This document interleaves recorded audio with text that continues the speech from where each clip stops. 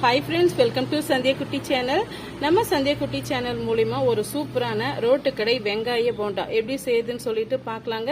வாங்க வீடியோக்குள்ள போகலாம். இப்போ ரோட்டு கடை போண்டா எப்படி செய்யுதுன்னு பார்க்கலாங்க. அதுக்கு ஒரு மிக்சிங் பவுல் ஒன்று வச்சுக்கிட்டேன்.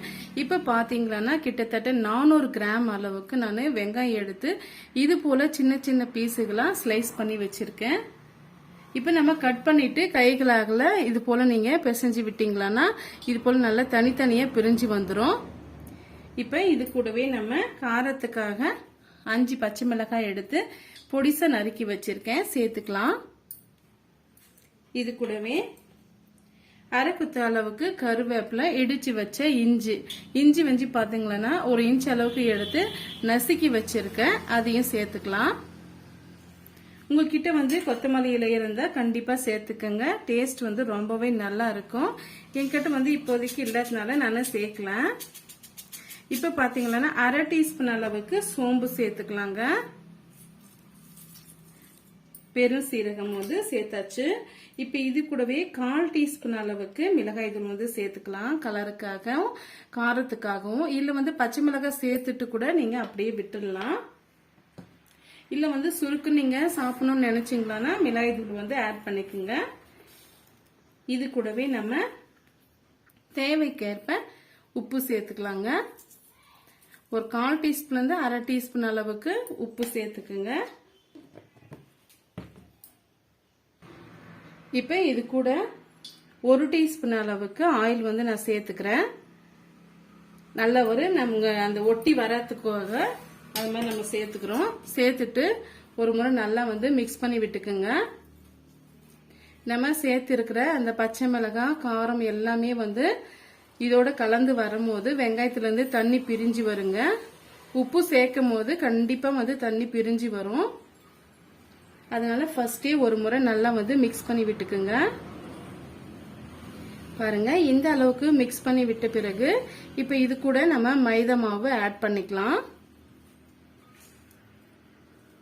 மைதா மாவுல தான் இந்த ரோட்டு கடைகள் எல்லாம் வெங்காய போண்டா செய்வாங்க. ரொம்பவே டேஸ்டியா இருக்கும், கிறிஸ்பியாவும் இருக்குங்க. பாருங்க, இந்த அளவுக்கு நம்ம பிசைஞ்சு எடுத்த பிறகு இப்ப மைதா மாவை ஆட் பண்ணிக்கலாம். இப்ப பாத்தீங்கன்னா மெஷர்மெண்ட் கப்பால 1 கப் அளவுக்கு மைதா மாவு எடுத்து வச்சிருக்கேங்க. இத ஒரே சமயத்துல சேர்க்காம கொஞ்சம் கொஞ்சமா சேர்த்து நம்ம பிசைஞ்சு எடுத்துக்கலாம். ஃபர்ஸ்ட் தண்ணி எதுவும் சேர்க்க வேண்டாம், தேவைப்பட்டா மட்டும் நம்ம தண்ணி சேர்த்துக்கலாங்க. இப்ப திரும்பவும் நம்ம கொஞ்சமா மாவு சேர்த்துக்கலாம். மொத்தமா நான் 1 கப் அளவுக்கு நான் மாவு சேர்த்திருக்கேன். சேர்த்துட்டு இப்ப கொஞ்சம் கொஞ்சமா நம்ம தண்ணி சேர்த்து பிசைஞ்சு எடுத்துக்கலாங்க.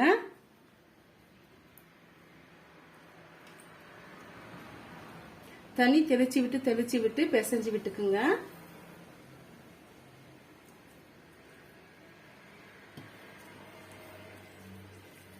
சப்போஸ் நமக்கு மாவு பத்தலைன்னா நம்ம திரும்பவே சேர்த்துக்கலாம். பிடிச்சு பார்க்கும்போது நம்ம பிடிக்கிறதுக்கு கரெக்டா இருக்கணும்.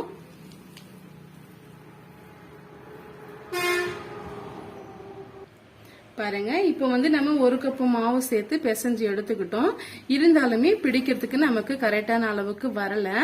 அதனால இன்னொரு அரை கப் அளவுக்கு மைதா மாவு சேர்த்துக்கலாங்க.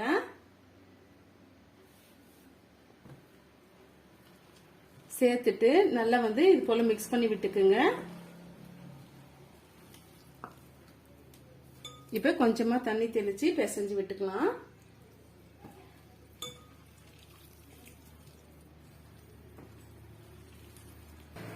பாருங்க, இது போல நல்லா பிசைஞ்சு எடுத்துக்கிட்டோம். இப்ப கொஞ்சமா நம்ம தண்ணி பக்கத்துல வச்சுக்கலாங்க. இப்ப கைய நனைச்சிட்டு பிடிச்சு பாத்தீங்கன்னா ஒரு பிடிப்பு வரணும். லைட்டா இது போல உருண்டைகளா செய்து வச்சுக்கோங்க, அழுத்தி பிடிக்க வேண்டாம். இது போல செய்யும் போது அந்த வெங்காயம் எல்லாம் நல்லாவே வெந்து வருங்க. பாருங்க, இது போல உருண்டைகளா நம்ம செய்து வச்சுட்டு பாருங்க, எண்ணெய் நல்லா சூடாயிட்டு வந்துடுச்சு. ஹை ஃபிளேம்ல வச்சுக்குங்க. வச்சுட்டு நம்ம உருண்டைகளா செய்து வச்சுக்கிட்டு அப்படியே சேர்த்து விட்டுடலாம். ஒவ்வொரு முறையும் நீங்க கையில தண்ணி நினைச்சிட்டு போட்டு விட்டுக்குங்க. அப்பதான் ஈஸியா நமக்கு போட வரும்.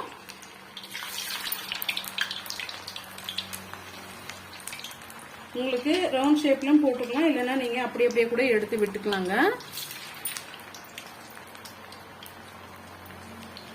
ரொம்பவே டேஸ்டியா இருக்கும்.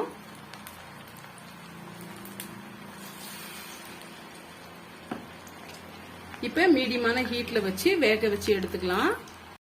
பாருங்க, இப்போ ஒரு 2 மினிட்ஸ் ஆயிடுச்சு. இப்ப திருப்பி விட்டுக்கலாம்.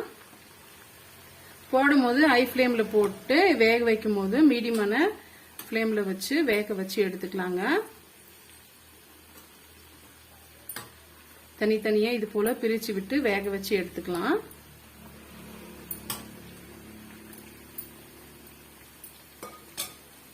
இந்த சலசலப்பா எல்லாம் அடங்கிட்டு நல்லா வெந்து வருங்க. அந்த ஸ்டேஜ்ல நம்ம எடுத்துக்கலாம்.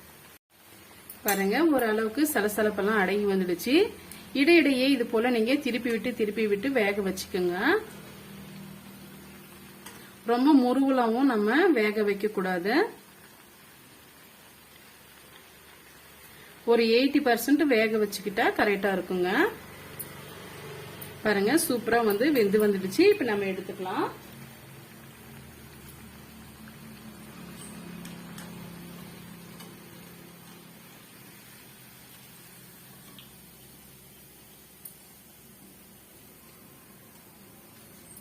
பாருங்க, கொஞ்சம் கூட எண்ணெய் குடிக்காம ரொம்பவே டேஸ்டியா நமக்கு ரோட்டு கடை வெங்காய போண்டா வந்து ரெடி ஆயிடுச்சு. இப்ப நம்ம ஒரு பிளேட்டுக்கு மாத்திக்கலாம்.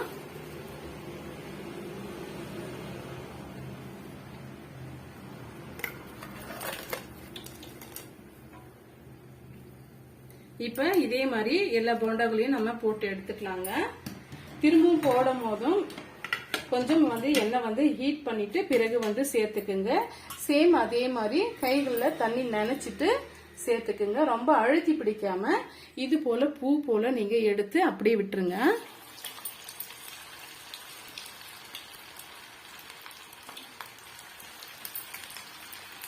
இப்ப இதெல்லாம் சேர்த்துட்டு பார்க்கலாங்க. பாருங்க, எல்லா வெங்காய போண்டாவும் நம்ம சேர்த்து எடுத்துக்கிட்டோம். ரொம்பவே கிறிஸ்பியா இருக்கும், டேஸ்டியாவும் இருக்குங்க. இப்போ நான் ஒரு போண்டா எடுத்து நான் உடைச்சு காமிக்கிறேன். பாருங்க, மேலே கிறிஸ்பியாவும் உள்ள சாஃப்டாவும் எவ்வளோ நல்லா இருக்கு. இதே மாதிரி டேஸ்ட்ல வந்து வேணும்னு நினைச்சிங்கன்னா நம்ம சொன்ன அளவுகளோட நீங்க செய்து பாருங்க. ரொம்பவே டேஸ்டியா இருக்கும்.